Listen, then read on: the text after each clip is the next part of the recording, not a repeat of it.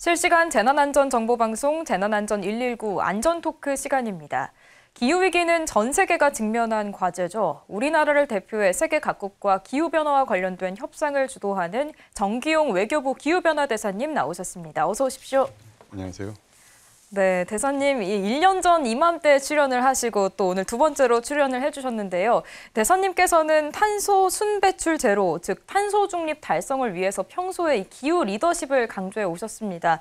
말씀하신 기후 리더십이란 게 무엇인지 궁금하고 또 기후 변화 대사로서 어떤 업무를 수행하고 계신지도 궁금합니다. 네.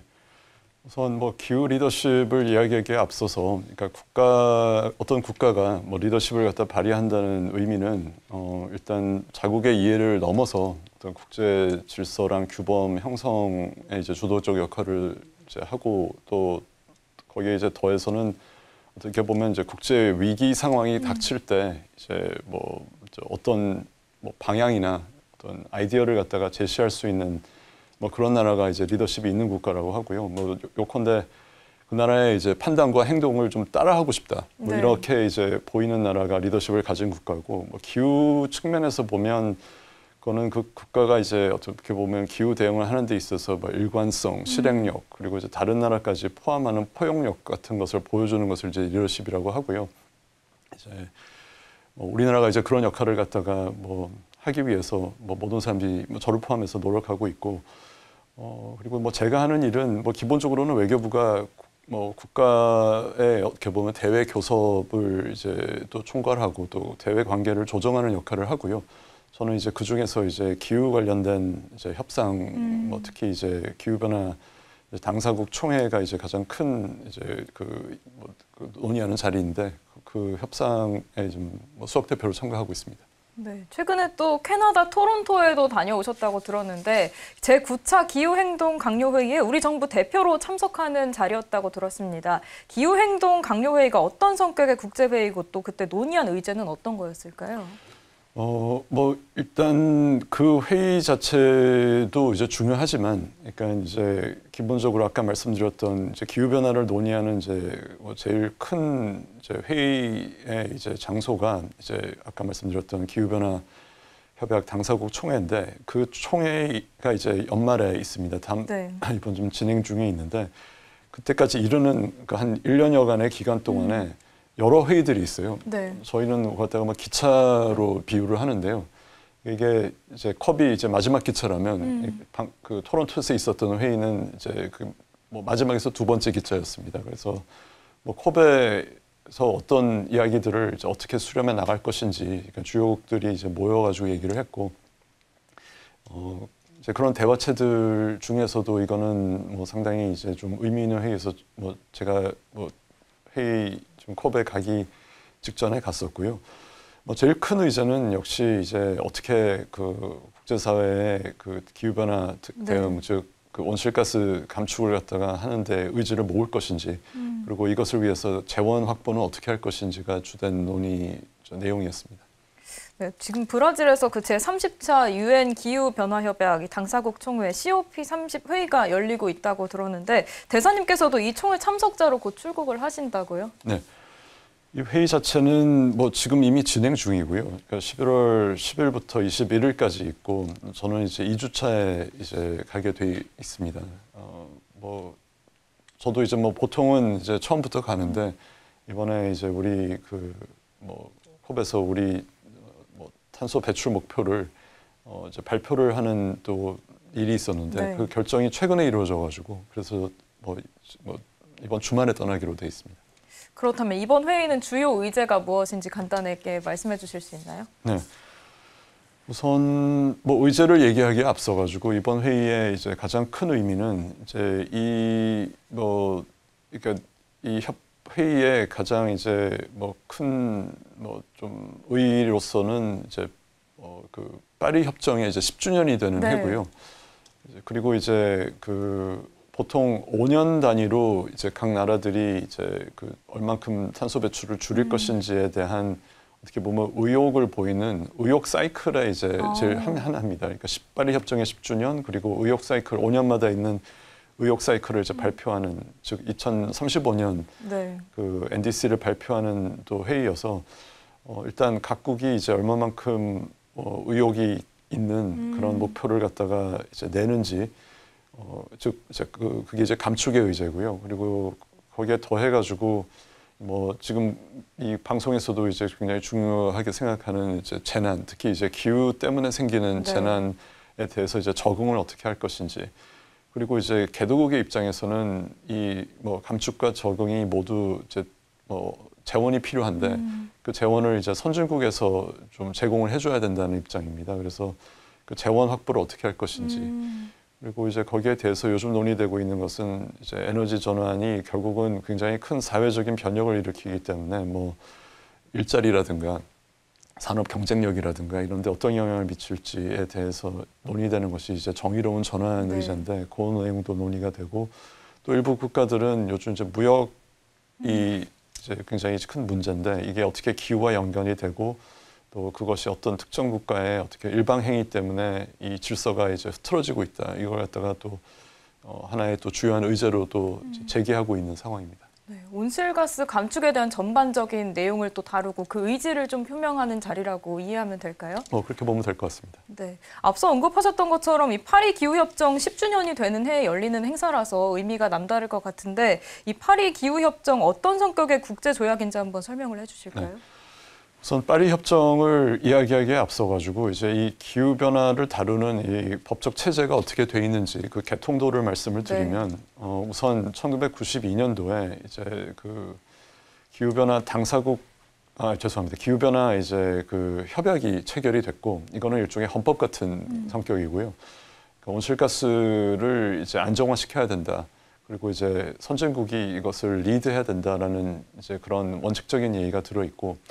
그리고 이제 이것을 실행하기 위해서 이제 97년도에 이제 교토 의정서라는 것에 합의를 합니다. 네. 이거는 선진국이 이제 법적인 의무를 지고 이제 기후를 주도를 해야 된다라는 얘기였는데, 근데 이제 이 교토 의정서 체제가 이제 곧 얼마 안 가서 이제 붕괴했습니다. 그 가장 큰 이유는 이제 미국, 중국, 인도 같이 그 당시에 이제 전 세계 배출의 한 70%를 차지하는 국가가 빠져 있었거든요. 그래서 이제 그게 와해가 됐고, 그래서 그 반성 위에서 이제 파리 협정이 이제 2015년도에 마련이 됐고요. 이거는 이제 모든 나라들이 이제 이 노력을 하고, 다만 이제 선진국이 이제 그 재원을 갖다가 이제 개도국 지원을 위해서 이제 쓴다. 이런 내용으로 좀 돼 있고, 그래서 이제 아까 뭐 모두에 말씀드렸다시피 이제 파리 협정 체결한 지 이제 10주년이 되는 해여가지고. 그래서 이제 어떻게 보면 파리 협정의 이제 성과를 평가하는 성적표를 갖다가 뭐 내는 그런 자리가 되지 않을까 저는 그렇게 생각합니다. 네. 그런데 이 유엔 사무총장이 개회사 연설을 통해서 파리 협약이 사실상 실패를 했다고 공언을 했습니다. 세계 기상기구는 지난해 지구 대기 중에 배출한 이 이산화탄소 농도가 역대 최고치를 기록했다고 발표하기도 했는데요. 이 파리 협정의 패러다임을 전환해야 하는 것 아니냐는 목소리도 있습니다. 여기에 대한 의견은 어떠십니까? 네. 뭐 상당히 타당한 비판과 우려고요. 아마 이제 사무총장께서는 이제 파리 협정이 이제 이 지구의 위기를 갖다가 그 아주 또 상당한 폭으로 또 빨리 이걸 해야지 되는데 그게 잘 안 이루어지고 있는 것에 대한 좀 좌절감을 표명한 것 같은데, 근데 이제 파리 협정이 이제 없었다면 어땠을까를 갖다가 놓고 보면 이제 파리 협정이 없었다면 이제 굉장히 여러 가지 과학적인 측면에서 봤을 때는 2100년까지 한 3.4도에서 3.7도로 오를 것을 그 지금 파리 협정 덕분에 한 2.3도에서 한 5도 정도 수준으로 지금 낮췄다. 근데 파리 협정은 그 원래는 이제 한 그 산업화 시기 이전에 대비해 가지고는 한 2도로 낮추고, 그리고 가급적이면 1.5도로 낮춰야 되는 목표를 갖다 설정하고 있거든요. 그래서 아마 이제 비판은 이제 그 갭 2.3도에서 5도와 그러니까 원래 낮추려고 했던 그 1.5도 사이의 갭이 아직 이제 줄어들 조짐이 안 보인다, 이런 초조감을 나타내는 걸 같고요. 그리고 또 하나는 이 파리 협정 포함해서 이제 여러 가지 국제 협의 협상은 이게 만장일치로 됩니다. 그렇기 때문에 만약에 이제 어떤 쟁점이 타결이 안 되면 모든 쟁점이 타결이 안 된다, 이런 좀 분위기가 팽배해 있어가지고 그래서 이 협상이 굉장히 어렵습니다. 그래서 그것 때문에 이제 그런 게 있고, 그래서 지금 이 파리 협정상 이 협의를 조금 더 효율적으로 하기 위한 여러 가지 개혁적인 아이디어도 함께 논의되고 있는 상황입니다. 네, 아직은 좀 불완전하지만 인류가 가진 최선의 방안이 아닐까 하는 생각도 드는데요. 이 각 당사국이 5년 단위로 온실가스 감축 목표를 설정을 하고 보고를 합니다. 우리나라는 앞서 2030년까지 2018년 대비 온실가스를 40% 감축하겠다고 국제사회에 공언을 했습니다. 그런데 지금까지 감축률이 12%에 불과한 상황입니다. 이번 COP30에서 기존 목표보다 강화된 목표치를 제시했어야 할 것 같은데 어떻게 생각하시나요? 네. 그러니까 지금 우리가 그 파리 협정상에 이제 5년 아까 의욕을 보이는 사이클이 이제 도래했다고 하는데, 그러니까 즉 우리가 지금 현재 갖고 있는 목표는 이제 모든 국가들이 2030년 목표를 냈고요. 네. 이제 말씀하신 대로 2018년 대비 이제 40% 감축하는 그 이제 얘기를 이제 하신 상황인데. 일단 2030년도 목표는 이제 정부는 굉장히 강한 의지를 갖고 이제 그 달성을 갖다가 하겠다는 의지를 갖다가 좀 뭐 보이고 있고, 그리고 뭐 12% 얘기하셨는데 이제 뭐 지금 현재 뭐 아직까지 시간이 남아 있기 때문에 그거는 이제 좀 두고 봐야 될 문제이고요. 그리고 이번에 이제 발표를 해야 될 것이 이제 2035년도 목표인데, 어제 이제 국무회의에서 대통령께서 이제 주재하시는 국무회의에서 이제 우리 그 NDC를 갖다가 53에서 61% NDC를 제출을 했고, 이거는 이제 우리뿐만 아니라 대부분의 선진국들이 2050년도에 이제 넷제로, 그러니까 100% 이제 탄소 배출이 이제 없는 그런 이제 중립 탄소 배출과 이제 그 탄소의 그 어떻게 보면 이제 소거가 이제 맞춰져 가지고 이제 제로가 되는 그 상황이 이제 그 2050년으로 됐다는 것을 많은 선진국들이 약속을 했고, 우리는 2030년에 40%니까 40%에서 이제 100%까지를 갖다가 이렇게 쭉 선으로 이으면 이제 우리가 한 53% 정도가 이제 미니멈으로 저희가 뭐 보고 있고요. 우리뿐만이 아니라 이제 네. 여러 뭐 국제적인 뭐 객관적으로 봤을 때도 그런데, 이번에 이제 53에서 61%라는 굉장히 어떻게 보면 의욕적인 그런 수치를 냈고, 상당히 그거는 높이 평가받고 있습니다. 그 정도 수준에서 낸 나라가 그렇게 많지 않아요. 네.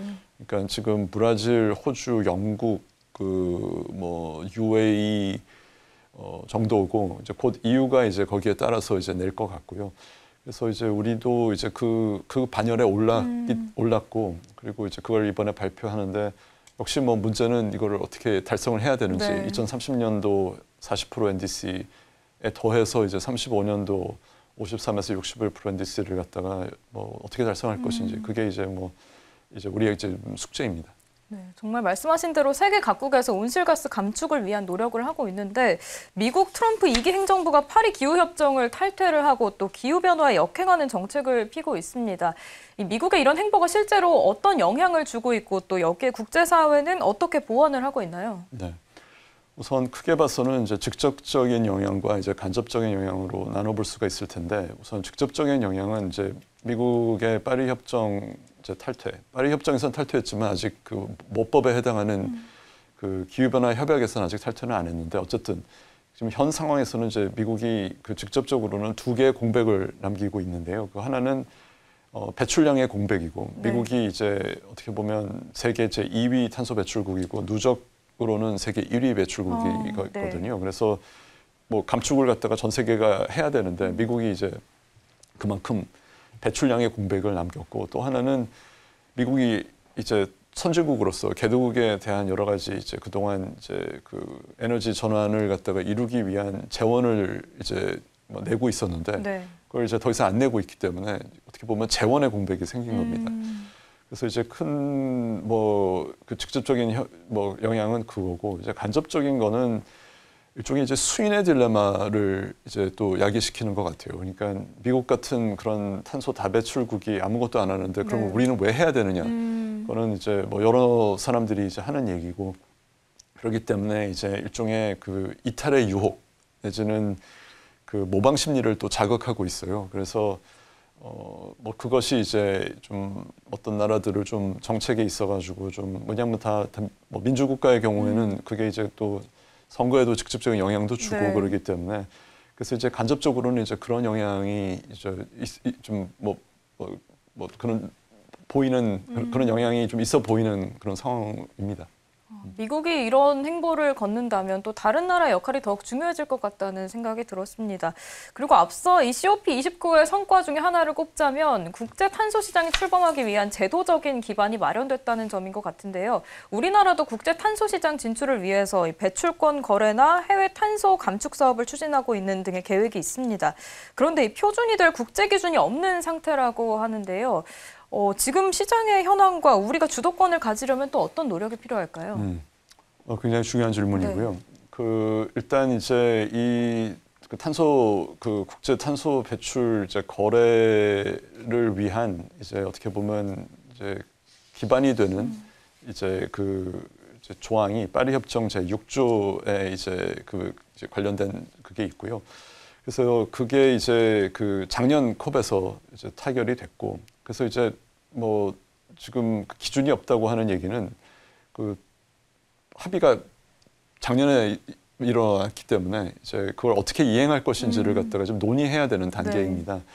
그래서 이제 우리한테 이제 미치는 영향은 이제 우리는 어떻게 보면 이제 탄소 배출 시장에서 우리가 이제 국내적으로도 이제 여러 가지 아까 말씀드렸던 이제 2030년 40% 그리고 2035년 53에서 61% 달성하기 위해서는 국내적으로 이제 엄청나게 이제 감축 노력을 기울여야 되는가 동시에 이제 일본은 이런 국제 탄소 시장에 가서 우리가 이제 배출권을 갖다가 이제 뭐 어떻게 보면 구매를 해야지 이제 그러니까 해외에서도 줄이는 것이 이제 우리 국내적으로도 이제 줄이는 효과를 갖다가 갖고 오는 그런 그것이 이제 이 제도의 요체이기 때문에 그걸 갖다 활용해서 이제 하는 의미가 있는데 그래서 이제 우리는 뭐 기본적으로는 탄소 배출권을 갖다가 이제 거래 시장에서 사오는 어떻게 보면 객체가 되는 것은 이제 개도국이고요. 이제 개도국들에 이제 가서 우리 기업이나 정부가 주도하는 사업을 벌여가지고 탄소 감축을 갖다가 국제적으로 하고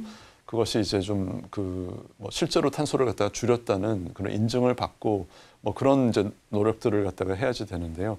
지금 아까 말씀드렸다시피 이 뭐 제도 자체가 뭐 가장 뭐 얼마 전에 마련됐기 때문에 이제 여러 나라들이 이제 그걸 갖다가 노력을 하고 있고 우리도 이제 표준을 마련하는 의미에서 이제 우리 이제 기재부가 열심히 뛰어서 지금 이제 글로벌 자발적 탄소 시장 메커니즘, 즉 GBCM이라고 글로벌 발런터리 카본 마켓이라는 그런 이니셔티브를 지금 이제 유엔 기후 변화 협약 사무국이랑 좀 논의를 하고 있고, 그리고 이제 이것의 노력에 이제 또 열심히 뛰는 나라가 이제 싱가포르, 영국 같은 나라예요. 그래서 그 나라가 이제 또 추진하는 뭐 그런 구상들도 있어서 좀 대화를 갖다가 좀 촉진하고 있고, 그리고 뭐 기본적으로는 뭐 저는 이제 거기에 좀 더 나아가서 우리가 이제 시장에 이제 구매자로 참가를 하게 되면 기본적으로 국제 시장에 이제 여러 가지 가격 변화에 민감할 수밖에 없는데 우리가 이제 좀 더 시야를 넓혀가지고 이 시장에 이제 뭐 구매자뿐만이 아니라 판매자, 우리 기업이 열심히 확보한 것을 갖다가 딴 데 뭐 아비트라지에서도 비싸게 팔 수도 있고, 아니면 거래하는 데 있어가지고도 역할을 갖다 수행한다면 저는 굉장히 뭐 그런 이제 여러 가지 위험 요소들을 해칭할 수 있는 여지가 있어 보여가지고 그 논의도 뭐 검토하고 있습니다. 탄소 배출권 거래자로서의 역할도 논의가 이어지고 있다, 이렇게 얘기를 해주셨습니다. 우리나라는 또 기후 재원을 낼 의무는 없지만 자발적으로 기후 재원 마련에 참여를 하고 있는데요. 이런 점은 기후 외교를 하는데도 긍정적으로 작용을 할 것 같습니다. 우리의 기후 외교 전략의 방향과 목표를 한번 설명해 주실까요? 네. 이게 무슨 의미냐면 이제 아까 말씀드렸던 이제 기후 변화 대응의 헌법에 해당하는 유엔 기후 변화 협약에서는 나라들을 이제 3개로 구분을 합니다. 이제 부속서 1, 2 그리고 비부속서 1 국가가 있는데, 이제 부속서 1, 2 국가들은 이제 선진국이고요. 선진국들은 이제 파리 협정 체제 내에서는 이 기후 관련된 이제 재원을 이제 개도국을 위해서 이제 써야 되는 그런 어떤 뭐 정치적인 의무가 있는 상황이고, 비부속서 국가는 이제 그런 의무가 없는데, 근데 이제 파리 협정 체제에서는 아까 모든 나라들이 자발적으로 한다 그랬지 않습니까? 근데 우리는 지금 비부속서 1 국가에 해당을 좀 하고 있고요. 근데 그 이유는 우리가 이제 뭐 배출을 뭐 적게 해서가 아니고, 배출에 대한 역사적인 책임이 우리가 산업화 역사가 이제 짧기 때문에 이제 그 역사가 짧기 때문에 지구 전체에 좀 배출돼 있는 탄소를 뭐 우리는 뭐 다른 선진국들에 비해서는 적게 했기 때문에 그런 역사적인 책임의 부재에 따라서 이제 뭐 없다는 얘기인데, 근데 이제 한편 우리의 좀 독특한 위치는 우리는 이제 그럼에도 불구하고 선진국으로부터 이 기후 대응을 위해서 뭐 진짜 뭐 1센트도 받지 않고 우리 스스로 했고요. 거기에 더해서 지금 우리가 그 다른 개도국들을 지원하기 위해서 또 그 녹색 그 지원들을 많이 하고 있습니다. 개발 협력 지원을 많이 하고 있고, 그게 이제 OECD 다크 회원 중에는 한 10위 정도 되고요. 네. 그래서 우리는 그런 면에서는 돈 안 받고 돈 주는 뭐 그런 의미에서는 되게 이제 좀 뭐 다른 나라들이 이제 굉장히 좋아할 만한 그런 일들을 하고 있고, 그게 이제 아까 처음 말씀드렸던 우리의 이제 기후 리더십에도 이제 작용을 갖다가 하고 있고요. 그래서 이제 뭐 그런 의미에서 우리가 계속 그 기후 재원과 관련된 논의에 적극적으로 참여하고 있고, 실제로 돈도 많이 내고 있습니다. 기후 리더십 강화를 위한 노력을 계속하고 있다, 이렇게 얘기를 해주셨습니다. 지난 2023년에 우리나라와 유럽연합은 기후 협력을 강화하기로 했습니다. EU와의 정책 공조를 통해서 탄소 중립을 위한 기술이나 사업을 확대해 왔는데요. 우리나라가 주도적으로 추진하는 프로젝트나 정책은 어떤 게 있을까요? 일단 뭐 EU랑 우리나라는 뭐 기후뿐만 아니라 뭐 여러 가지 이제 뭐 보건이라든가 뭐 사이버 안보라든가 이런 여러 가지 이제 글로벌 이슈에 있어가지고 뭐 여러 가지 방향성이 이제 많은 부분 이제 일치하고 있고요. 특히 이제 기후 문제와 관련해 가지고도 이제 그 뭐 서로 상호 이해와 이제 그 일치도가 되게 높기 때문에 그 2023년도에 이제 한 EU 이제 그 그린 파트너십이라는 어떻게 보면 이제 협력을 갖다가 어떻게 제도화할 것인지에 대한 합의가 이루어졌고, 여기에 따라 가지고 뭐 지금 뭐 순환 경제, 그리고 이제 기후 적응 문제, 그리고 탄소 국경 조정 문제, 뭐 여러 가지 이제 부문에 있어 가지고 협력을 하고 있고, 뭐 기본적으로 이제 그런 사업들은 이제 뭐 민간이 이제 많이 주도해서 이제 하는 것들이 뭐 지금 뭐 그런 그 뭐 어떻게 보면 우리가 기대하고 있어 가지고, 그래서 어쨌든 제도적인 기반이 마련돼 있고 정부가 이런 뭐 강한 의지를 갖고 있기 때문에 민간 뭐 주체들도 많이 이 사업에 이제 뭐 사업 개발 그리고 이행에 참여할 것으로 생각이 됩니다. 네, 방금 또 EU와의 정책 공조에 관해서 이야기를 나눠주셨는데, 그렇다면 이 아시아 지역의 이상기후 대응을 위한 지역 협력 체계 구축에서 한국이 주도적으로 역할을 할 수 있는 분야는 어떤 거라고 보시나요? 예, 이유는 뭐 일단 하나의 뭐 단일 시장 또 정책 공조 체제로 묶여 있는데 반해서 이제 우리 아시아는 이제 그런 어떻게 보면 모든 아시아 뭐 태평양 내지는 뭐 인도 태평양 국가를 묶는 그런 체제는 없지만 이슈별로 우리가 이제 주도해가지고 지금 하고 있는 그런 이제 뭐 여러 가지 뭐 정책 프로그램들이 있어요. 그래가지고 뭐 가장 대표적인 거는 동북아 환경협력계획이라고 네아스펙이라고 해서 여기는 한일 중 그다음에 러시아, 몽골, 북한까지도 이제 아우르는 이제 협의체고요. 네. 그래서 뭐 대기 오염이라든가 생물 다양성, 해양 보호 등 분야에서 이제 열심히 하고 있고, 그리고 이제 이 온실가스가 모두 이제 크게 봐서는 7개 가스가 있는데 그 중에서 이제 우리는 뭐 보통 이제 이산화탄소를 생각을 하지 않습니까? 근데 이산화탄소보다도 그 온실가스 효과가 더 큰 게 이제 메탄인데. 네.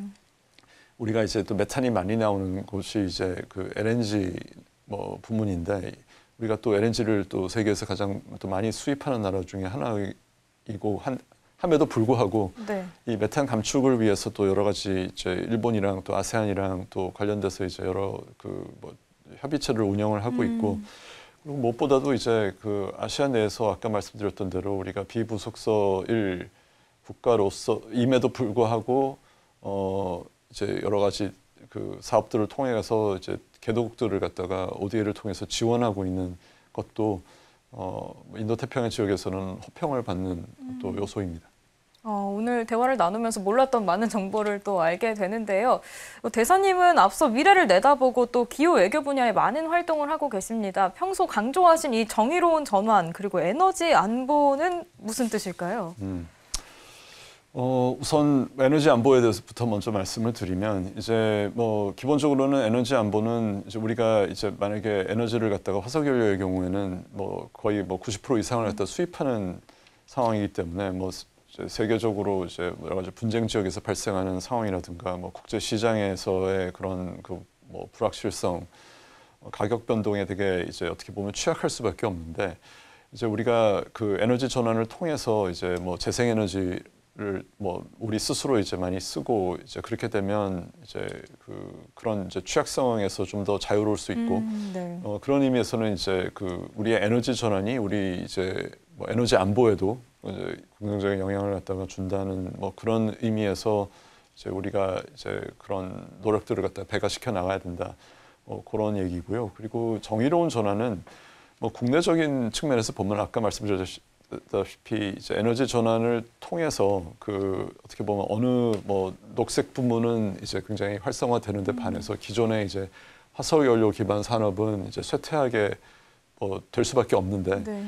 이제 그렇게 되면 이제 거기에 이제 뭐 수백만 명 뭐의 일자리랑 관련이 있지 않습니까? 그렇기 때문에 그 일자리를 어떻게 이제 뭐 교육이나 훈련이나 재배치를 통해 가지고 이제 이루어져야 될 것이 이제 국내적인 의미에서의 이제 정의로운 전환이 있고요. 근데 그거는 이제 뭐 우리 뭐 기후부나 뭐 고용노동부나 열심히 좀 하시고 계시고, 근데 이제 뭐 제가 관여하는 이제 기후 외교적인 측면에서 보면 이제 이게 선진국과 또 개도국의 정의로운 전환이라는 또 의미입니다. 그래서 기본적으로는 뭐 개도국이 이제 에너지 전환을 하는데 선진국이 이제 재원을 내는데 이 재원을 내는 것이 그 개도국의 에너지 전환, 즉 그 뭐 일자리 전환에도 이제 쓸 수 있다는 얘기고, 뭐 그런 의미에서 이제 우리는 아까 말씀드렸다시피 기후 재원을 열심히 내고 있기 때문에 그런 이제 정의로운 전환에도 이제 적극적으로 임하고 있고, 그게 이제 우리의 기후 리더십의 일종의 뭐 영양분이 된다고 생각합니다.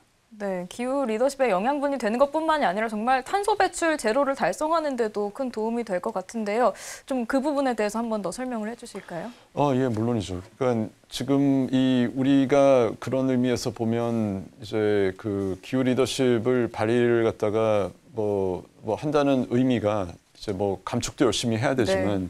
그런 이제 연대 의식을 갖고 이제 그 개도국의 전환을 갖다가 돕는다라는 것인데, 그래서 그러니까 다른 나라들의 기대가 커요. 그리고 지금 우리나라에 또 기대하는 것은 우리나라 자체적으로도 열심히 하는 것이 있지만 우리가 함으로써 이제 다른 역량이 있지만 그런 건 노력 별로 안 기울이는 나라들이 또 있거든요. 네. 뭐 어느 나라라고 구체적으로 말씀은 못 드리겠습니다만 이제 그런 나라들한테도 한국 좀 봐라, 좀 한국처럼만 해라, 뭐 이런 얘기를 또 할 수 있게 또 좋아서 그런 면에서 이제 우리가 뭐 주목받고 또 기대받고 있는 나라입니다.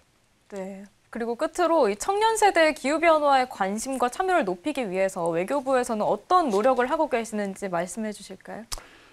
그 말씀에 앞서서 이제 파리 협정의 전문에 보면 네. 이 세대 간의 형평성을 고려해야 된다라는 얘기가 있어요. 근데 그게 무슨 얘기냐면 현 세대의 행동 부족이 그러니까 앞으로 미래 세대의 그 생존권을 위협해서는 안 된다라는 이제 철학을 네. 담고 있거든요.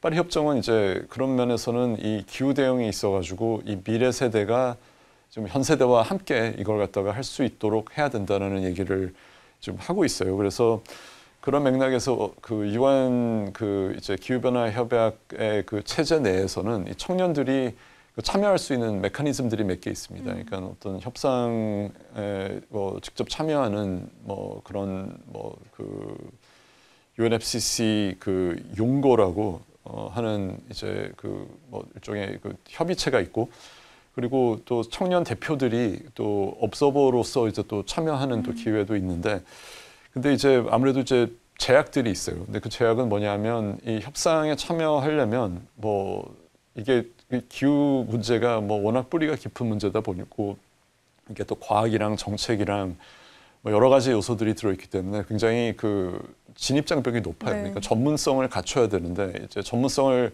우선 뭐 갖출 여력이 없는 거죠. 그러니까 전문성이 이제 좀 부족하기 때문에 참여하지 못하는 측면이 또 있고, 그리고 이제 또 정보가 많이 또 부족한 측면이 있어 보이고, 그리고 이런 이런 협상은 이제 뭐 보통 이제 정부 대표들이 하는데, 그러니까 이 정부 대표들이 하기 때문에 여기 들어가서 이제 뭐 어떻게 보면 이제 자리를 잡고 시간을 갖다가 받아서 얘기할 수 있는 기회가 없는 거죠.